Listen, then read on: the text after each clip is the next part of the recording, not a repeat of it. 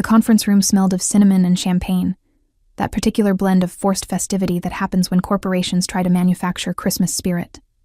I stood near the dessert table, smoothing down my emerald dress for the third time in 10 minutes, checking my phone for the fourth. Nothing. Adrian was supposed to meet me here 40 minutes ago.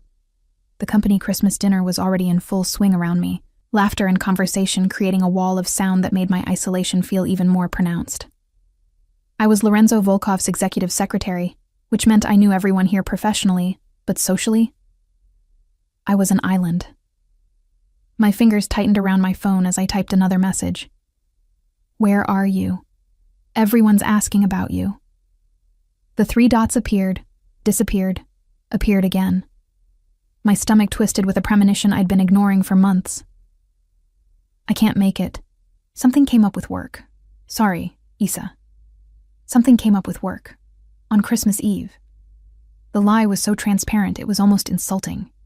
I stared at those words, feeling something cold and sharp settle in my chest. Not heartbreak. Not yet. Clarity. I opened my messages, scrolling back through weeks of similar excuses. Late meetings, client emergencies, traffic. Each one a perfectly crafted lie that I'd accepted because questioning them felt exhausting, because I'd wanted to believe in us. My thumb hovered over his contact photo. Then I did something I should have done months ago. I opened the location sharing app we'd set up for safety. Adrian's little blue dot pulsed on the screen, bright and damning. Not at his office, not stuck in traffic. At an apartment building across town, one I'd never heard him mention before. The realization didn't crash over me like a wave. It seeped in slowly, poisonously. How long had I been the fool? How many times had I defended him to my friends when they said he seemed distant? How many nights had I fallen asleep alone, trusting his excuses? Isabella, you look stunning tonight.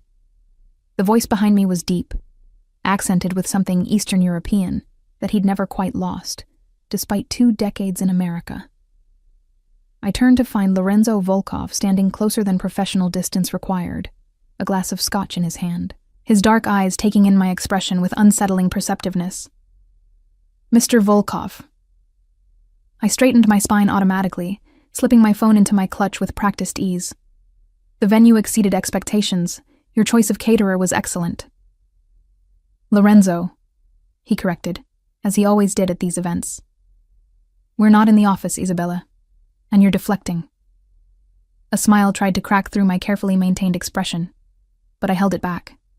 Lorenzo Volkov wasn't just my boss. He was the most dangerous man in the city, though his legitimate businesses provided perfect cover for the empire beneath. In 3 years as his secretary, I'd learned to read him better than anyone, to anticipate his needs, to navigate the treacherous waters between his legal operations and the shadows where his real power lived. I'm fine, I said, the lie tasting bitter. Just wondering where the waiters disappeared to. The champagne table is running low. His eyes narrowed slightly. He didn't believe me, but he was too controlled to push. Instead, he gestured toward the windows where snow had begun to fall, coating the city in white. Step outside with me. You look like you need air. It wasn't really a suggestion, not from a man like Lorenzo. But there was something in his tone that wasn't commanding, more concerned than controlling. I should stay visible, I said. As your secretary, people expect you to do whatever I ask, he interrupted, his voice quiet but carrying an edge of steel that made my pulse quicken. Not from fear, but from something more complicated. And right now, I'm asking you to take a break. I followed him through the crowd, feeling eyes tracking our movement.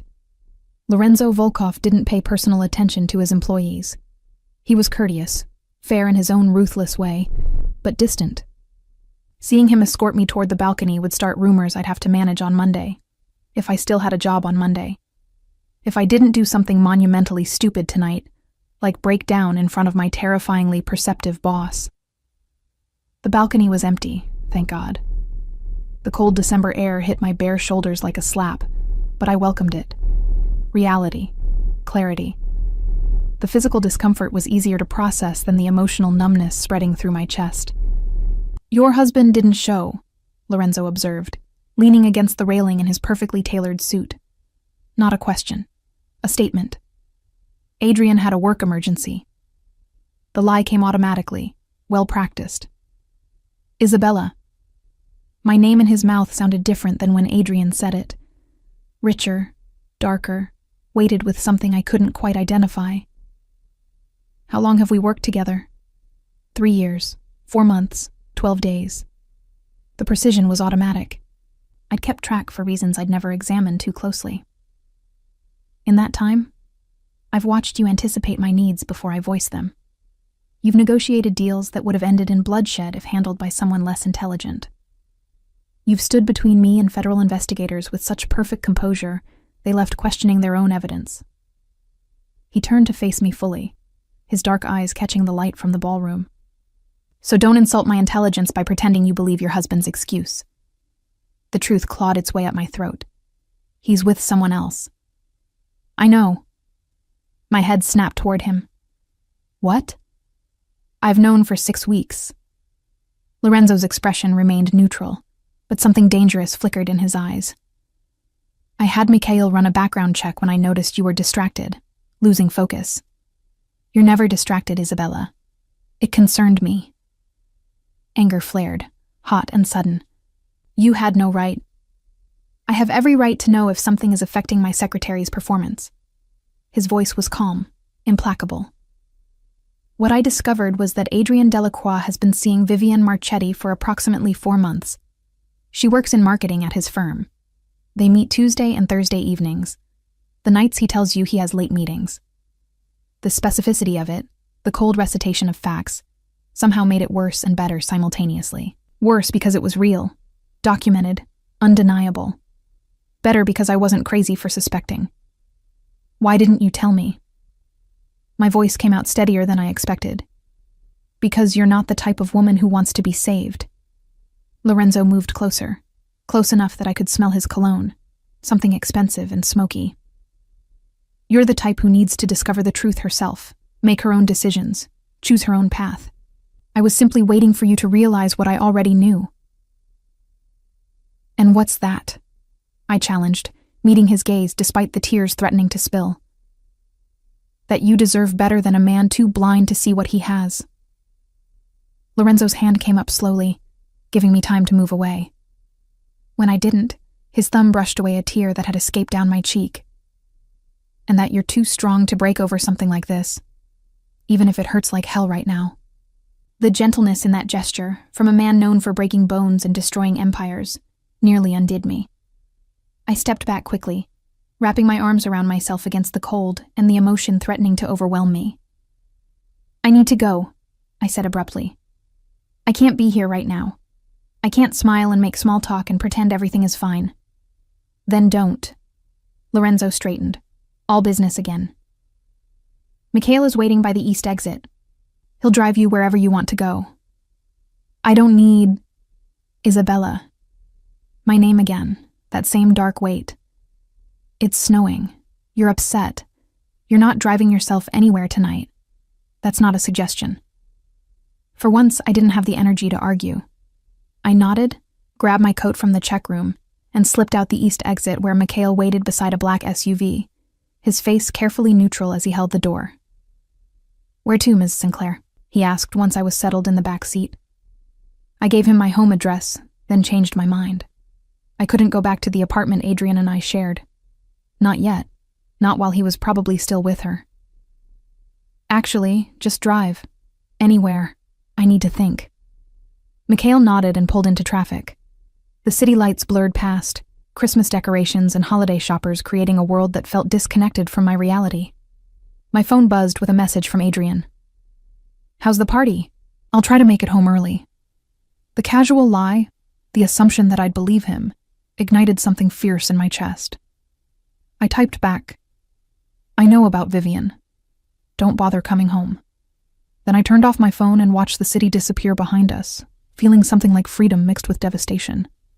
Mikhail eventually dropped me at a small park near the river, one of those forgotten green spaces that the city maintained, but few people visited after dark. I'd asked him to leave me there, ignoring his protests that it wasn't safe, that Mr. Volkov would be displeased. Tell Lorenzo I needed space, I'd said, climbing out before he could argue further. I'll call a cab when I'm ready. Now I sat on a bench dusted with snow, my designer coat inadequate against the December cold, staring at the dark water and wondering how my carefully constructed life had unraveled so completely in a single evening. My phone, which I'd turned back on against my better judgment, buzzed incessantly. Adrian calling, texting. The messages progressing from denial to anger to desperate apology in the span of 20 minutes. You're going through my phone now? That's a violation of privacy, Issa. Fine. Yes, I'm seeing Vivian, but it's not what you think. Baby, please, can we talk about this? I made a mistake. You're being dramatic. Nothing actually happened. The gaslighting was almost impressive in its speed. I read each message with a detached clarity I hadn't possessed hours ago, seeing the manipulation for what it was. Everything about our marriage happened, Adrian. I typed back. And now it's over. I'll have papers drawn up after the holidays. Don't contact me again. I blocked his number before I could second-guess myself. Then blocked Vivian's too, when she had the audacity to message me with some nonsense about not meaning for things to happen this way. The snow fell harder, coating my hair and shoulders. I should have been cold, should have called that cab, should have gone somewhere warm. Instead, I sat frozen, watching my breath cloud in the air and feeling oddly peaceful. You're going to catch pneumonia. I didn't startle at Lorenzo's voice. Some part of me had known he would come, had perhaps been waiting for it. How did you find me? I asked, not turning around. Mikhail called the moment you dismissed him. Lorenzo moved into my peripheral vision, then sat beside me on the bench, close enough for warmth, but not touching. Said you looked like you were about to do something either very brave or very stupid. And you came to determine which? I came because you're my secretary, and I have a vested interest in your continued well-being. A pause. And because you looked destroyed when you left that party. And I don't like seeing you destroyed. The honesty in that admission made something crack in my chest. I'm fine. You're sitting on a park bench in a snowstorm in a cocktail dress after discovering your husband's affair. You're many things, Isabella, but fine isn't one of them. A laugh bubbled up, surprising us both. You know what the stupidest part is? I'm not even sure I love him anymore. Haven't for months. Maybe longer. But the betrayal still hurts. The humiliation of being the last to know. You weren't the last to know, Lorenzo said quietly. You were the first to act on knowing. There's a difference. I finally turned to look at him. In the dim park lighting, Lorenzo Volkov looked less like a feared MAFIA boss and more like a man. His dark hair had snow melting in it. His expensive suit was getting ruined. But he sat with perfect stillness, giving me his complete attention. Why are you here, Lorenzo? Really? Because 3 years ago I hired a secretary and gained a weapon I didn't know I needed. His eyes held mine. You're the smartest person in any room we enter. You see patterns I miss. You negotiate with a ruthlessness that impresses even me. And you do it all while maintaining a moral code I stopped believing in years ago. I work for you, I pointed out. I'm not exactly operating from a moral high ground. You work for my legitimate businesses. You've never once crossed a line you weren't comfortable with. I've made sure of that. Lorenzo shifted slightly, angling toward me. You think I don't notice how you leave the room when certain conversations start? How you've created a perfect system where you handle everything legal and Mikhail handles everything else.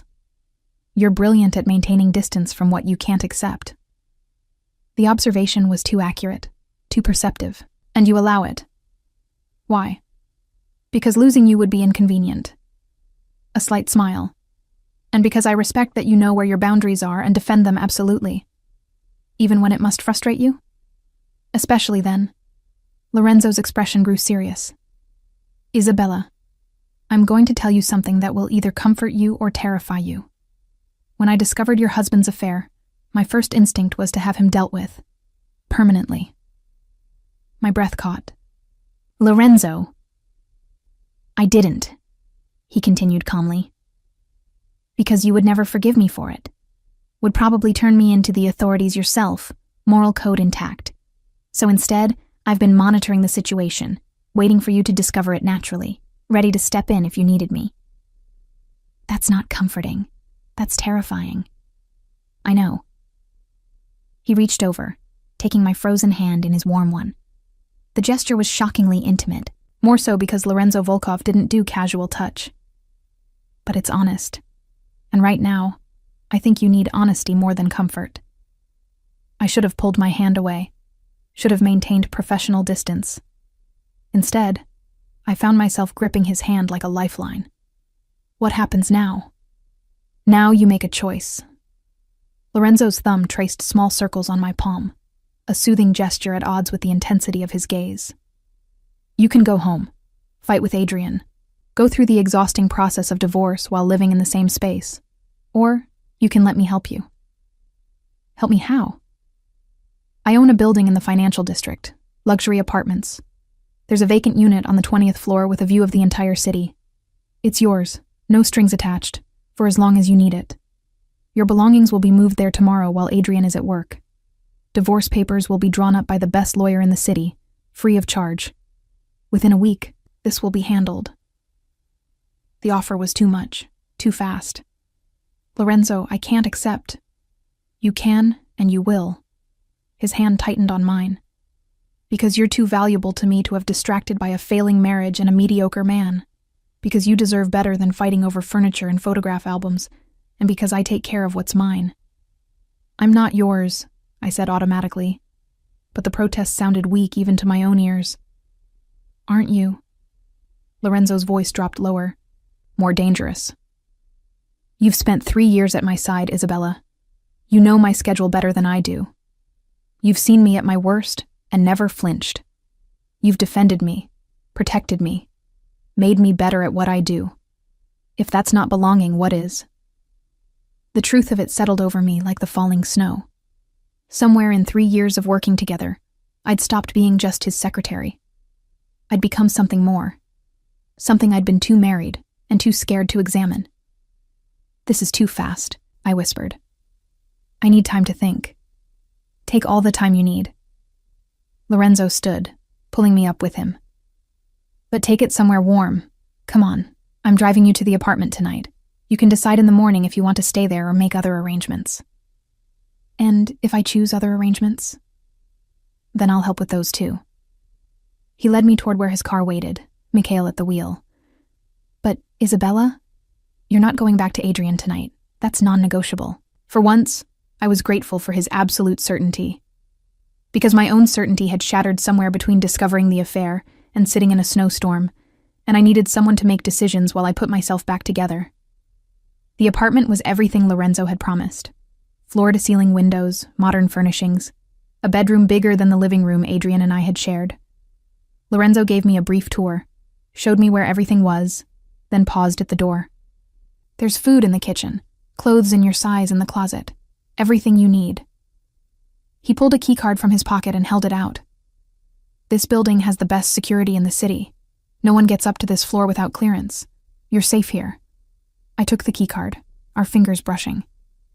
Thank you. Don't thank me yet. A flash of something dark in his eyes. We both know this complicates everything between us. Does it have to? Probably. He stepped closer, close enough that I could feel the heat radiating from him. But I've never been good at staying away from things I want, and I've wanted you for longer than I should admit. The confession hung between us, electric and dangerous. I should have been shocked, should have stepped back, should have reminded him that I was still married and he was still my boss. Instead, I heard myself say, "How long?" Long enough to know I shouldn't act on it.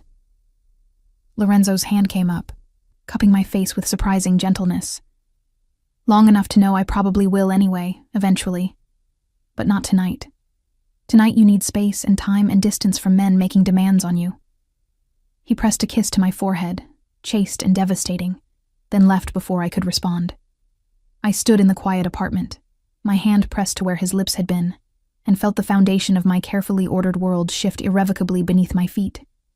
I woke in the unfamiliar bed to sunlight streaming through floor-to-ceiling windows and the smell of coffee.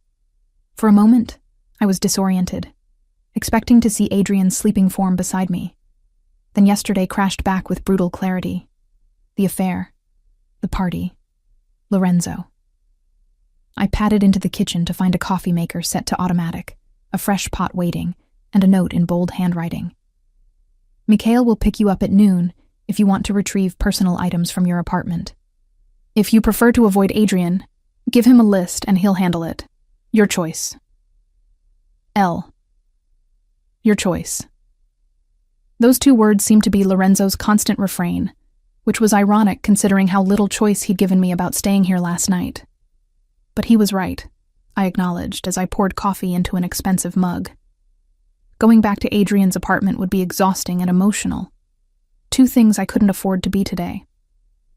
My phone, which I'd finally plugged in, showed 47 missed calls from Adrian and 19 text messages that progressively devolved from apologetic to angry to desperate. I blocked his number again, deleted the messages unread, and felt a weight lift from my shoulders. I was still in my emerald dress from last night, wrinkled and smelling faintly of snow and expensive cologne.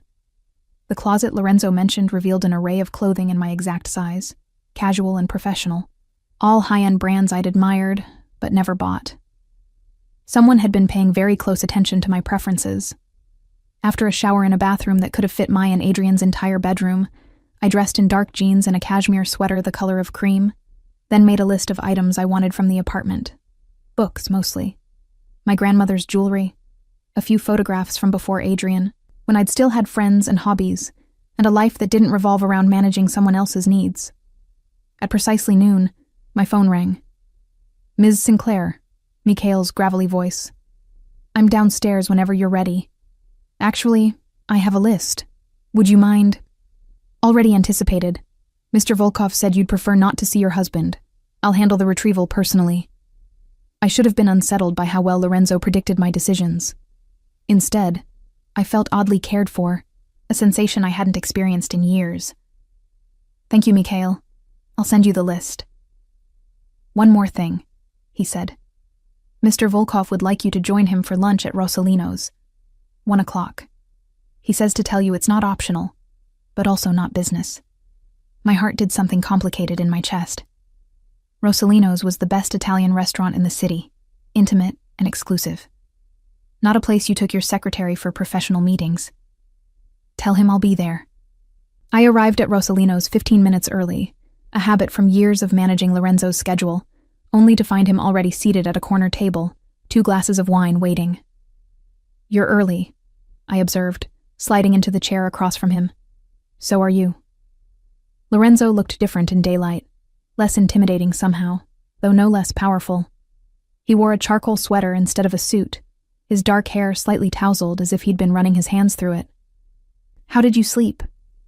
Better than expected. I picked up the wine glass, grateful for something to do with my hands. The apartment is beautiful. Too beautiful. Lorenzo, I can't accept. We're not having that conversation again. He cut me off smoothly. The apartment is yours. Consider it part of your compensation package if it makes you feel better.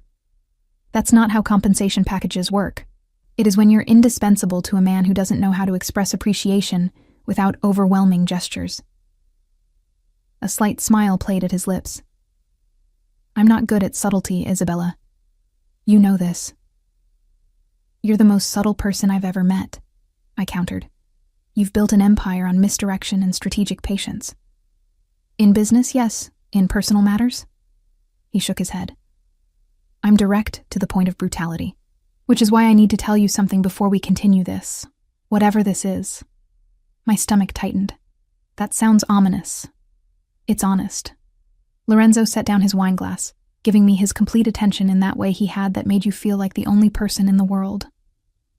Last night, I told you I've wanted you for longer than I should admit. That was true. But I need you to understand what wanting means in my world. Lorenzo, let me finish. His voice was gentle but firm. I'm not a good man, Isabella. You know enough about my operations to understand that. I've hurt people, destroyed lives, made decisions that would horrify you if you knew the details. I keep you separate from that darkness because you deserve better. But that darkness is part of who I am. I know what you are, I said quietly. I've always known. Knowing intellectually and experiencing directly are very different things. He leaned forward, his dark eyes intense. If we cross this line, if we become more than boss and secretary, that separation I've maintained will collapse. You'll see things you can't unsee. Know things that will implicate you. Be associated with me in ways that put you at risk. Are you trying to scare me away? I'm trying to give you an out. Lorenzo's hand reached across the table, stopping just short of touching mine. Because once you're mine, Isabella, I won't let you go. I'm not built for casual. I don't share. And I protect what's mine with extreme prejudice. The possessiveness in his voice should have alarmed me. Instead, it sent heat spiraling through my chest. That's remarkably presumptuous. It's honest, he repeated. You deserve to know what you'd be getting into. Because I can offer you luxury, protection, complete devotion. But I can't offer you normal. Can't give you a simple life with a man who comes home at 5 and takes you to dinner parties where the biggest scandal is someone's affair. I just left that life, I pointed out. It wasn't as appealing as advertised. Your husband was an idiot. Lorenzo's expression hardened. He had everything I've wanted for 3 years and threw it away for someone ordinary. But I'm not offering to be your rebound, Isabella. I'm not interested in being a distraction from your pain. Then what are you offering? He was quiet for a long moment, as if weighing his words carefully. Time, space, friendship, if you want it, and the promise that when you're ready, if you decide you want more, I'll be waiting. The server chose that moment to appear, taking our orders with practiced efficiency. After he left, I studied Lorenzo across the table, seeing him with new clarity. Can I ask you something? I said finally. Anything. Why me? You could have anyone. Women who fit your world, who understand the darkness you're talking about. Why fixate on your secretary? Because you're brilliant. The answer came without hesitation. Because you challenge me in ways no one else dares. Because you're moral in a world where I've forgotten what that means, and being near you reminds me that not everything has to be corrupt. He paused. And because every day for 3 years, you've walked into my office, met my eyes, and never once looked afraid. Do you have any idea how rare that is? How addictive? I'm not fearless, I admitted. I'm just good at hiding it. Then we have that in common. Lorenzo's smile was self-deprecating. I've spent 3 years terrified you'd quit, find another job, disappear from my life. It's why I pay you twice what any other secretary in the city makes.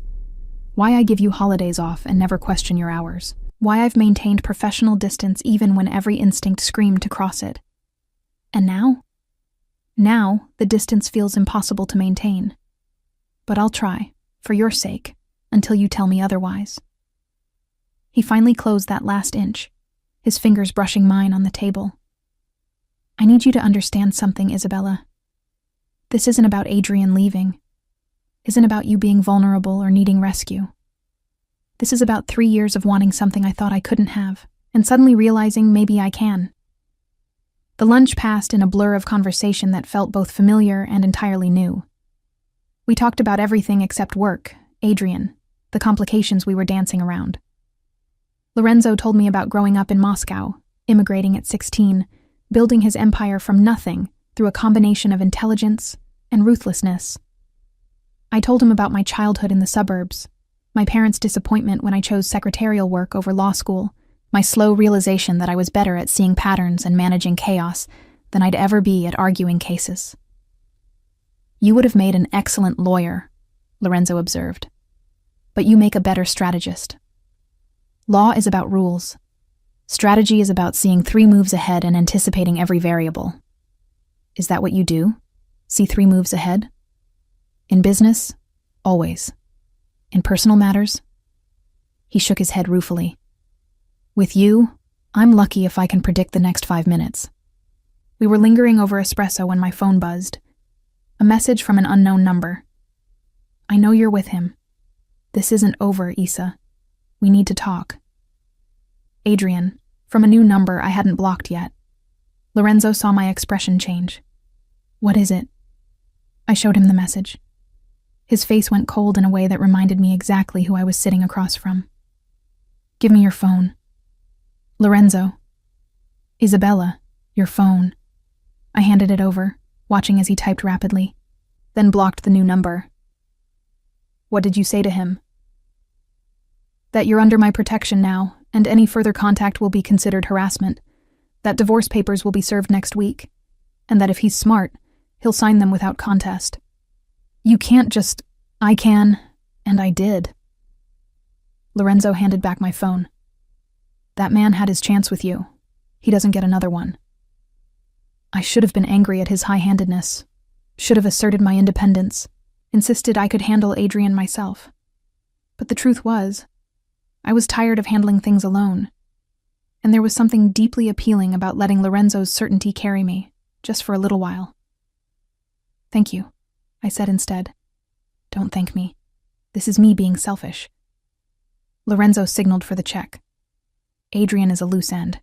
I don't like loose ends, and I particularly don't like loose ends that text you during lunch when you're supposed to be relaxing." "Possessive much?" "Intensely." No apology in his voice. "I told you I don't share. That includes your attention." As we left the restaurant, Lorenzo's hand found the small of my back, a gesture that was becoming familiar.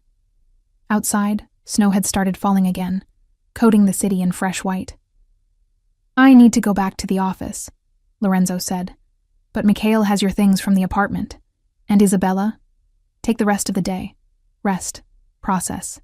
Do whatever you need to do." "What if what I need is to work?" I challenged. "To have some normalcy while my life is imploding." He studied me for a moment, then nodded. "Then come to the office tomorrow. Your desk will be waiting. But tonight, I want you to take care of yourself." "And if I don't know how to do that?" Something softened in his expression. "Then call me. I'll come over and we'll figure it out together." He left me on the sidewalk with Mikhail, who drove me back to the apartment in silence. Only when we arrived did he speak. "Mr. Volkov is a good man, Ms. Sinclair, despite what you might think you know about him." "I know what he is, Mikhail." "Do you?" The big Russian turned to look at me directly. "Because what he is, at his core, is loyal.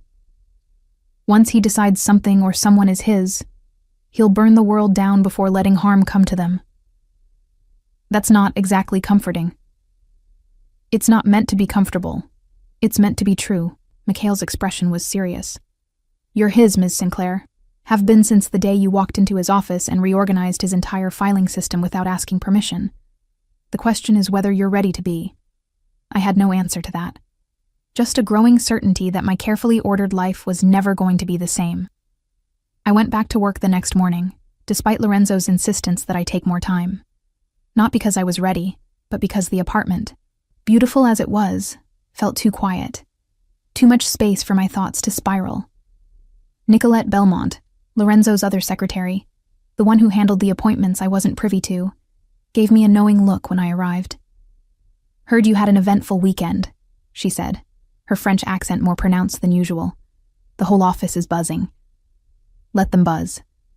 I settled at my desk, pulling up Lorenzo's calendar for the week. "Is he in yet?" "Meeting with the Constantine brothers. Should be done by 9. She perched on the edge of my desk, her designer heels dangling. "Isabella, can I give you some advice? Do I have a choice?" "Non." A slight smile. "Lorenzo Volkov is many things. Dangerous, ruthless, brilliant. But he's also honorable in his way. If he's claimed you, and trust me, everyone knows he has, then you're the safest person in this building. I don't need..." "Yes, you do." Nicolette's expression grew serious. "Your husband made calls yesterday, to this office, demanding to speak to you. Lorenzo had Mikhail handle it, but there was unpleasantness. Adrian threatened to go to the press with stories about Lorenzo's operations if you weren't returned to him." Ice flooded my veins. "He what?" "He's desperate. Stupid." She shrugged. "The combination is dangerous. But Lorenzo has people watching Adrian now, making sure he understands the consequences of further threats." "People watching him," I repeated slowly. "What kind of consequences?" "The kind Lorenzo is good at. Nicolette slid off my desk. My point is, you're protected. But you should know what protection in this world costs. She left before I could ask what she meant, leaving me staring at my computer screen and wondering exactly what I'd gotten myself into. Lorenzo emerged from his office at 9:15, flanked by 2 men who looked like they could bench press small cars. The Constantine brothers, presumably. They nodded respectfully at me as they passed, which was somehow more unnerving than if they'd ignored me. Isabella. Lorenzo stopped at my desk, his expression neutral, but his eyes warm. Good morning. I thought you were taking the day. I work here, I pointed out. Taking random days off seems counterproductive. Even when your personal life is exploding. Especially then. Work is the one thing that makes sense right now. I pulled up a document. You have a conference call with the Tokyo office at 11. The contracts for the waterfront property need your signature, and the Belmonts want to reschedule dinner from Thursday to Friday. Lorenzo studied me for a long moment. Come into my office. It wasn't a request. I followed him into the spacious corner office with its view of the entire city, watching as he closed the door and leaned against his desk. You're compartmentalizing, he observed. I'm coping. By pretending nothing happened. By focusing on what I can control. I crossed my arms defensively. Is that a problem? No. He moved closer, close enough that I had to tilt my head back to maintain eye contact. But I need you to understand that your husband's threats yesterday have complicated things. Nicolette mentioned, you have people watching him. I have people ensuring he doesn't become a bigger problem than he already is. Lorenzo's voice was carefully neutral. Adrian is making noise about going to the press, about exposing details of my business he thinks he knows. He doesn't know anything, I said immediately. I never discussed your work with him. I know you didn't. But perception is powerful, and even unfounded accusations can cause damage. His hand came up, tucking a strand of hair behind my ear. Which is why I need you to let me handle this, Isabella. Don't contact him. Don't respond to messages. Let me protect you. I don't need... Yes, you do. His voice was firm. Because this isn't just about your feelings anymore. This is about my business, my reputation, my operations. Adrian has made himself my problem, which means I get to solve it my way. Fear flickered through me. What are you going to do to him? Nothing permanent, nothing violent unless he forces my hand. Lorenzo's eyes were dark, unreadable, but he will sign those divorce papers. He will stop calling you, and he will learn that threatening what's mine has consequences. I'm not yours, I said automatically, but the protest was weak. Aren't you? He stepped closer, eliminating the space between us. You're living in my apartment, under my protection, working at my side. Tell me, Isabella, at what point do you stop fighting the inevitable? When I'm ready. I held my ground, refusing to be intimidated. You said you'd give me time, space, that you'd wait until I was ready. I did. I am. His hands came to rest on my waist, not pulling me closer but anchoring me in place. But ready and in denial are different things. You can take all the time you need to process the end of your marriage, to grieve what you thought you had. But don't pretend you don't feel this between us. This tension, this pull, the way you've been hyper-aware of me since you walked in this morning, the way I can't focus on anything when you're in the room. His voice dropped lower. I've been patient for 3 years, Isabella. I can be patient a while longer. But don't ask me to pretend I don't want you because I'm not that good a liar. My breath caught. Lorenzo, I'm not asking you for anything, he continued, his grip on my waist tightening slightly. I'm just making sure you understand where I stand.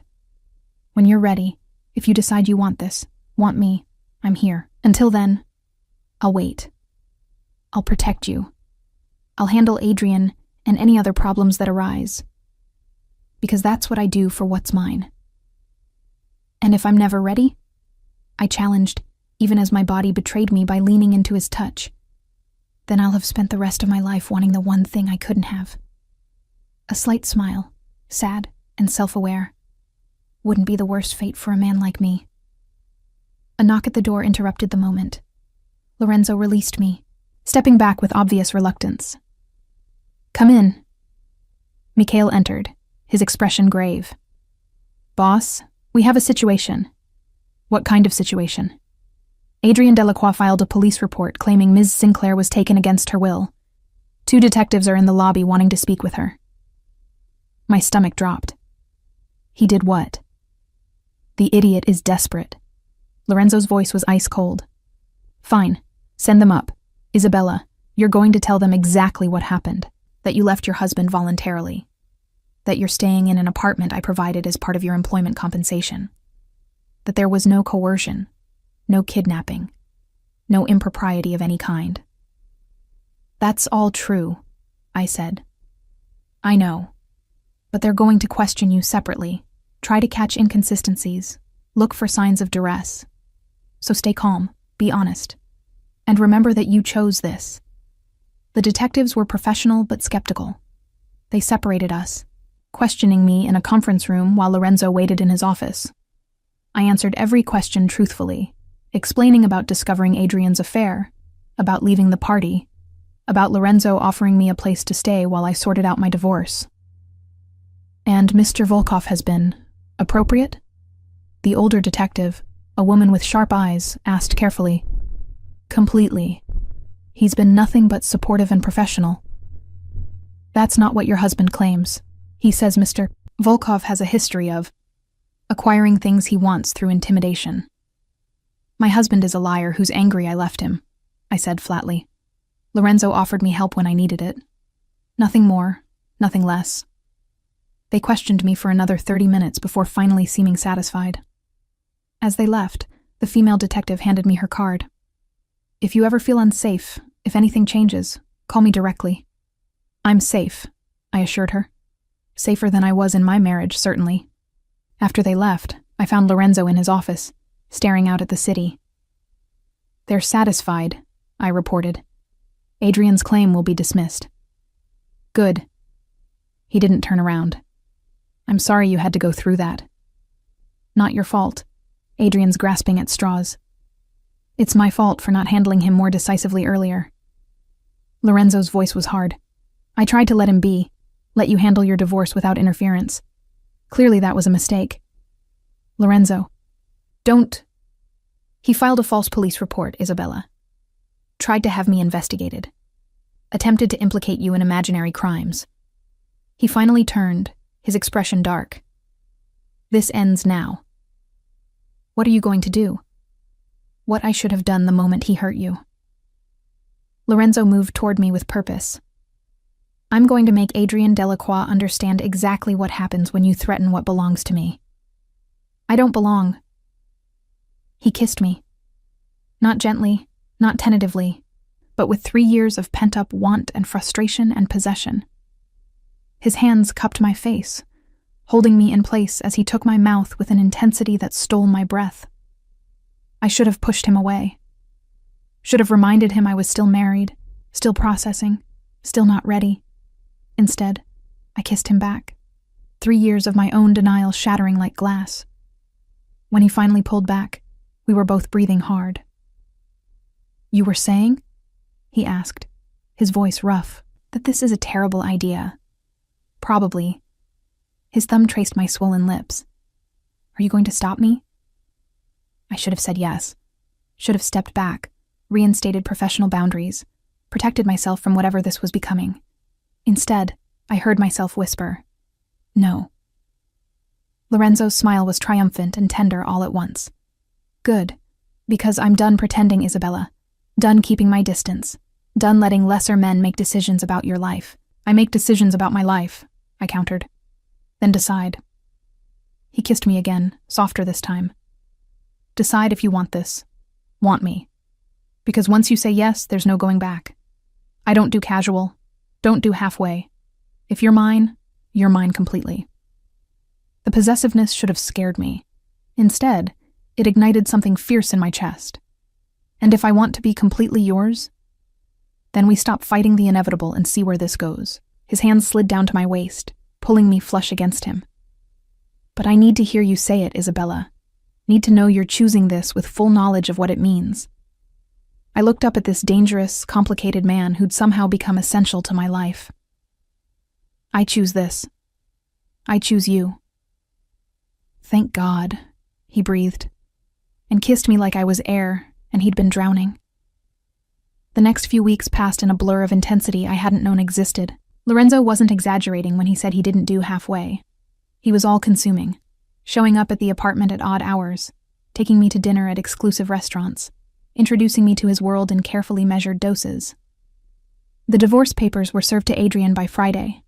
He contested them, of course, demanding alimony and half my savings, despite the fact that I'd supported us for the last 2 years while he pursued his career. Lorenzo's lawyers demolished his claims within a week.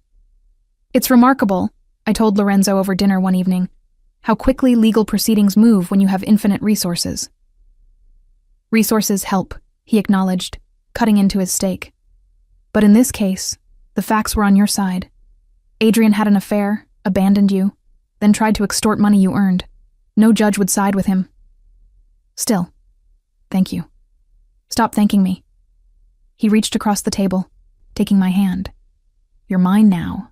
Protecting you, providing for you, making your problems disappear. That's not a favor. It's what I do. Your possessiveness is showing again. I know. Does it bother you? I considered the question honestly. A month ago, the answer would have been yes. Now, after weeks of Lorenzo's constant attention, his unwavering focus, his absolute certainty that I belonged with him, I found it comforting rather than suffocating. No, I admitted, it doesn't. His smile was satisfied, predatory. Good, because it's only going to intensify. He wasn't wrong. Lorenzo's idea of dating involved private jets to weekend getaways, jewelry that cost more than my car, and a level of attention I'd never experienced. But it also involved quiet evenings in the apartment, where he'd show up with takeout, and we'd watch old movies. Morning phone calls just to hear my voice.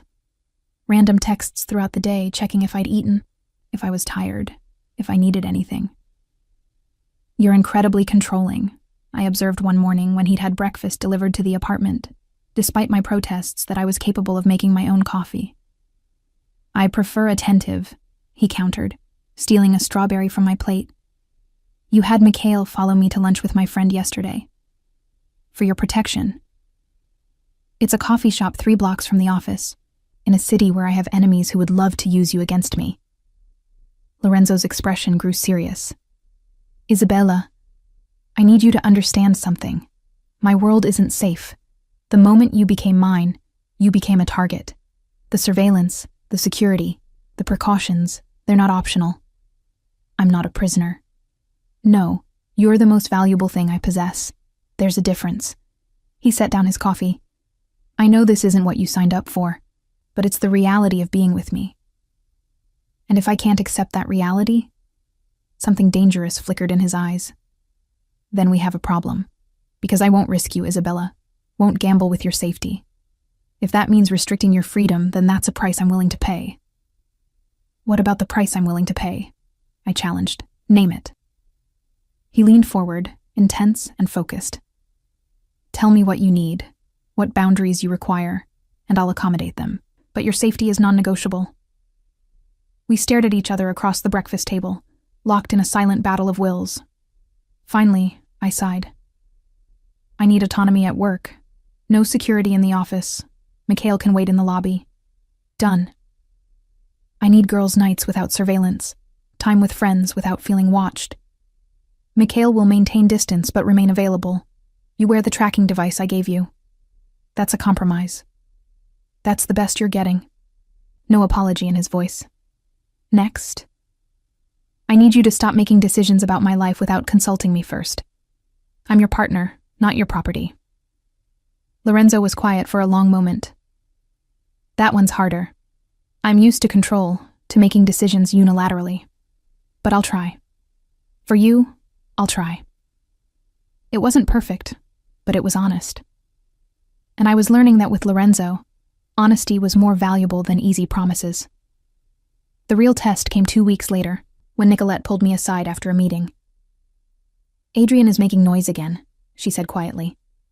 Talking to reporters about Lorenzo's inappropriate relationship with you, suggesting you were coerced. That's absurd.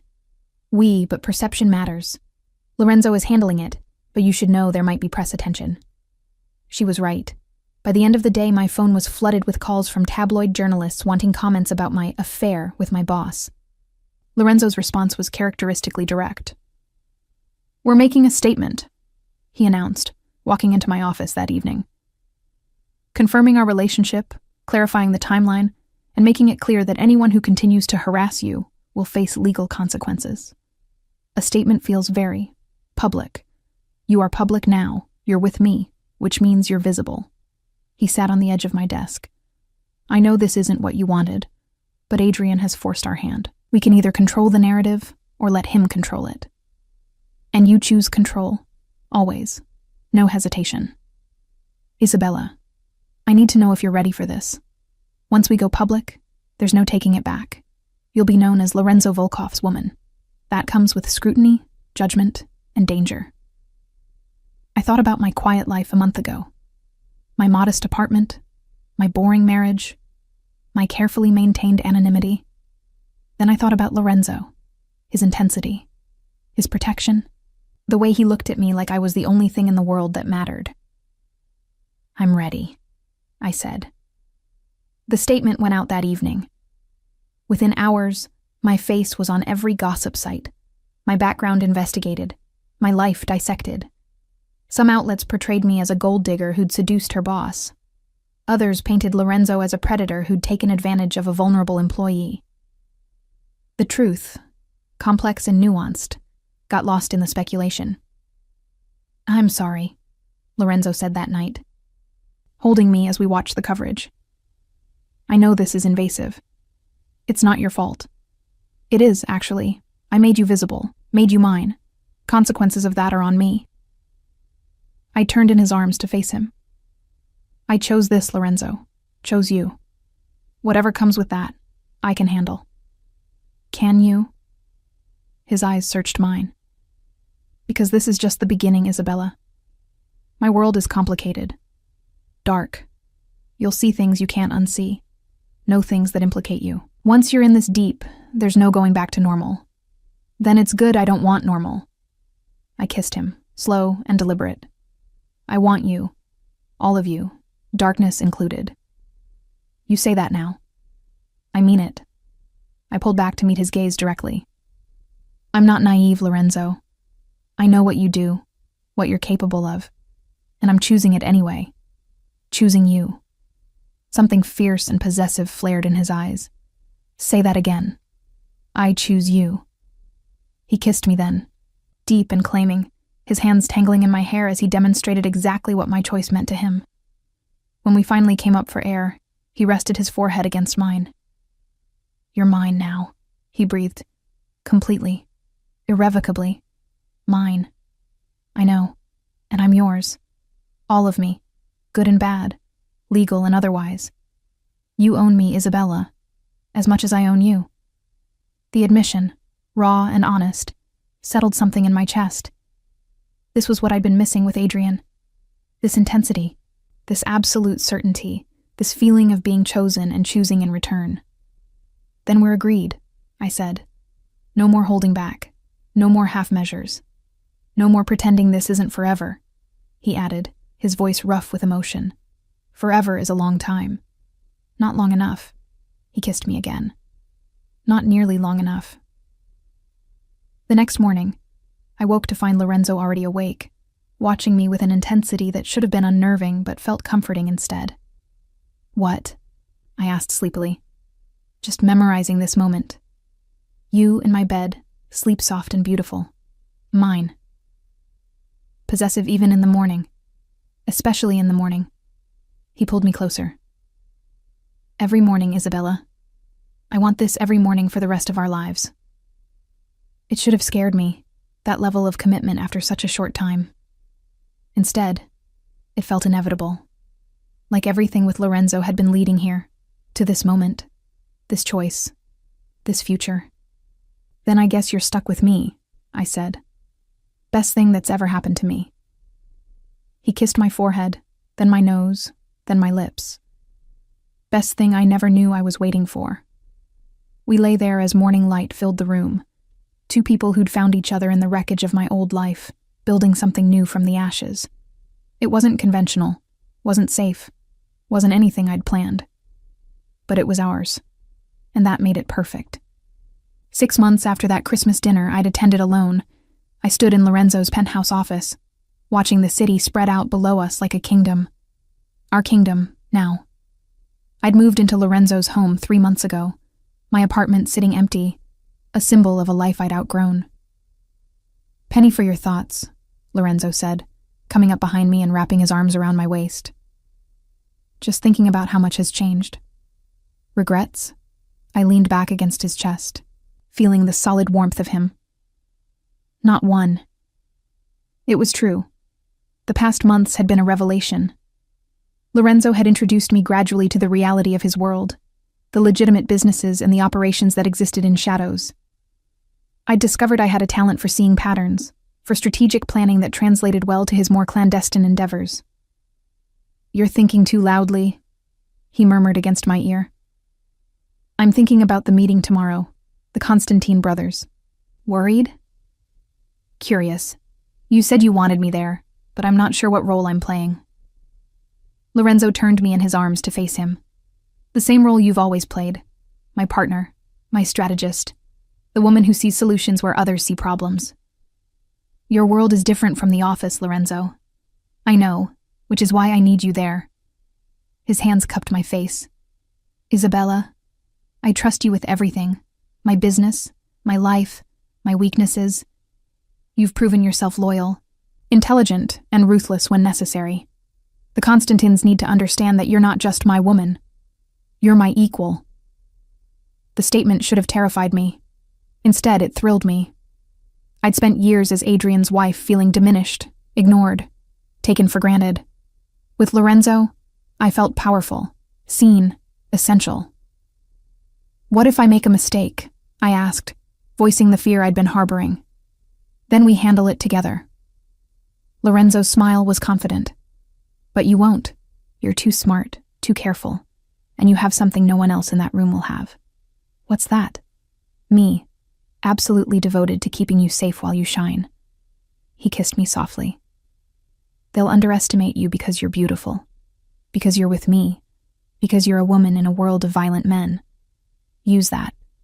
Let them think you're decorative while you dissect their weaknesses."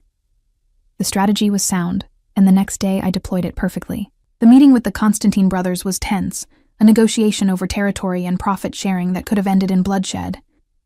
I sat quietly at Lorenzo's side, appearing to take notes, while actually cataloging every micro-expression, every tells, every weakness. When the older brother, Mikhail, made an aggressive demand, I leaned forward. "Forgive me for interrupting, but I think there's a solution neither side has considered." The room went silent. Mikhail's eyes narrowed. "And what would a secretary know about our business?" "I'm not a secretary anymore," I said calmly. "I'm Lorenzo's partner, and I know that what you're really concerned about isn't the territory itself, but access to the port facilities, which Lorenzo controls. So rather than fighting over land, why not negotiate access? Lorenzo gets to maintain ownership, you get shipping privileges, everyone profits." The room stayed silent for a beat. Then Mikhail laughed, a genuine boom of amusement. "She's smart, Volkov. Dangerous too, I'd wager." "Extremely," Lorenzo agreed, pride evident in his voice. The negotiation concluded smoothly after that, my suggestion providing the compromise both sides needed. As we left, Lorenzo's hand found mine, squeezing gently. "Brilliant," he murmured, "just seeing patterns. You dismantled a potential war in 5 sentences." He pulled me into an empty hallway, kissing me deeply. "You're magnificent," but not everyone was pleased with my new role. Back at the office, I found Nicolette waiting with a concerned expression. "We need to talk," she said, leading me to the break room. "There's resistance to you taking an active role. Some of Lorenzo's associates think you're a liability. Because I'm a woman. Because you're untested in their world, haven't proven you can handle the darkness." Nicolette's expression was sympathetic. "Lorenzo trusts you, but they need convincing. Then I'll convince them. It might require you to get your hands dirty, Isabella, to do things that can't be undone." I met her gaze steadily. I know what I signed up for. The test came sooner than expected. Adrian, who'd been blessedly quiet for months, resurfaced with a vengeance. He'd apparently been gathering information, talking to reporters, building a case against Lorenzo that threatened to expose operations we'd worked hard to keep hidden. "He's become a liability," Lorenzo said one evening, his voice cold. "One I need to handle permanently." "What do you mean permanently?" I asked, though I suspected I knew. "I mean he's threatening everything we've built, everything we are." Lorenzo's eyes were hard. "He needs to disappear, Isabella. And I need to know if you can accept that."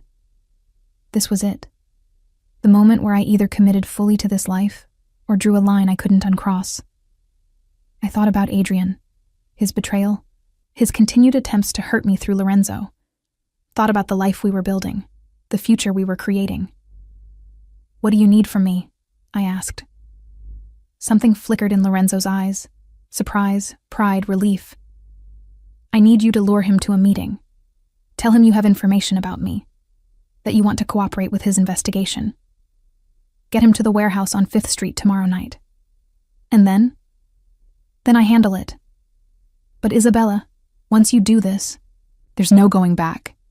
You'll be complicit, an accessory. The law won't distinguish between us." "I know." My voice was steady. "I'll do it." I made the call that night, my voice perfectly pitched between nervous and eager. Adrian agreed immediately, thinking he'd finally broken me, finally found the weapon he needed against Lorenzo. The next evening, I dressed carefully, wearing a wire that Lorenzo's people had equipped me with, driving to the warehouse alone as instructed. Adrian was already there, his expression triumphant. "Isa, I knew you'd come to your senses. That man is dangerous." "I know he is," I said truthfully. "That's why I need your help." What Adrian didn't know was that the entire conversation was being recorded, that Lorenzo's lawyers would use his admission of attempting to extort information to bury him legally. And what Adrian definitely didn't know was that Lorenzo and his men were positioned around the warehouse, ensuring that this meeting would be Adrian's last. I won't detail what happened next. Some darkness is better left in shadow. But I will say that I walked out of that warehouse changed, complicit, irrevocably bound to Lorenzo not just by love, but by shared secrets that could never be spoken. Lorenzo found me in the car afterward, shaking despite my efforts to stay composed. He pulled me into his arms, holding me as I processed what I'd just done, what I'd become. "I'm sorry," he murmured. "Sorry you had to be part of that." "I chose it," I said, my voice surprisingly steady. "Chose you, all of you." "You're mine now," he breathed, in ways that can never be undone. "I know." I pulled back to meet his eyes. "And you're mine. We're bound together now, Lorenzo, for better or worse." "Definitely for better," he said, kissing me softly. "Because you're the best thing that ever happened to me, Isabella, even if I dragged you into darkness to keep you." The months that followed were transformative. I became known in Lorenzo's world, not as his decorative companion, but as his most trusted advisor, the woman who could negotiate with enemies, spot betrayal before it bloomed, and make hard decisions without flinching. Our wedding was small, private, attended only by Lorenzo's most trusted associates and my few remaining friends who'd accepted what I'd become. I wore cream instead of white, acknowledging that I was no innocent bride, and Lorenzo's eyes held such fierce possession as I walked toward him that several guests shifted uncomfortably. "You're sure about this?" he asked as we stood before the officiant. "Last chance to run." "I'm not running," I said firmly. "I'm choosing. Choosing you, choosing this life, choosing us." "Then you're mine," he said, sliding the ring onto my finger. "Forever." "And you're mine," I countered. "Don't forget that part." "Never," he promised. The reception was elegant, dangerous, a gathering of powerful people who operated in shadows. I moved through it with confidence, Lorenzo's hand always at my back, accepting congratulations from people who'd once questioned my place in this world.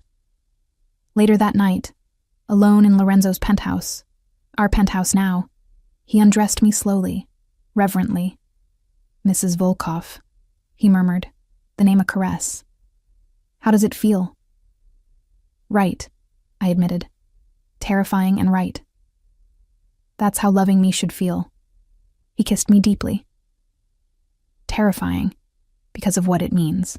Right, because we were meant for this.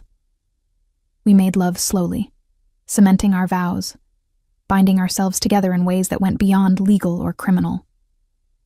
When we finally lay exhausted in each other's arms, Lorenzo traced patterns on my bare shoulder. Do you ever regret it? He asked quietly. That Christmas dinner, the choices you made, the woman you've become? I thought about that night 6 months ago, sitting alone on a park bench, crying over a betrayal that had felt world-ending.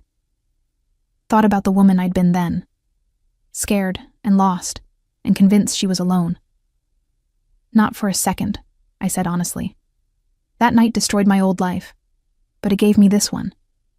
Gave me you. Gave me power and purpose, and a partnership I never knew I wanted.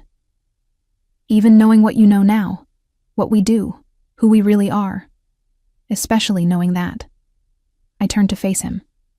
I'm not naive anymore, Lorenzo. I see you clearly. All the darkness, all the violence, all the decisions that would horrify most people. And I choose it anyway. Choose you anyway. Because what we have is real in a way my marriage never was. I love you, he said simply. More than I thought I was capable of loving anything. I love you too, even though you're possessive, controlling, and occasionally terrifying. Especially because of that, he corrected with a smile. Yes, I agreed, especially because of that. We fell asleep tangled together, two people who'd found each other in darkness and built something fierce and unbreakable in the shadows. It wasn't the life I'd planned, wasn't conventional or safe or anything I'd imagined for myself. But it was ours. Built on truth and choice, and the understanding that sometimes the best love stories begin not with rescue, but with recognition. Lorenzo hadn't saved me that night in the park. He'd simply seen me, all of me, and decided I was worth waiting for. And I'd seen him in return, all his darkness and devotion, and decided he was worth choosing.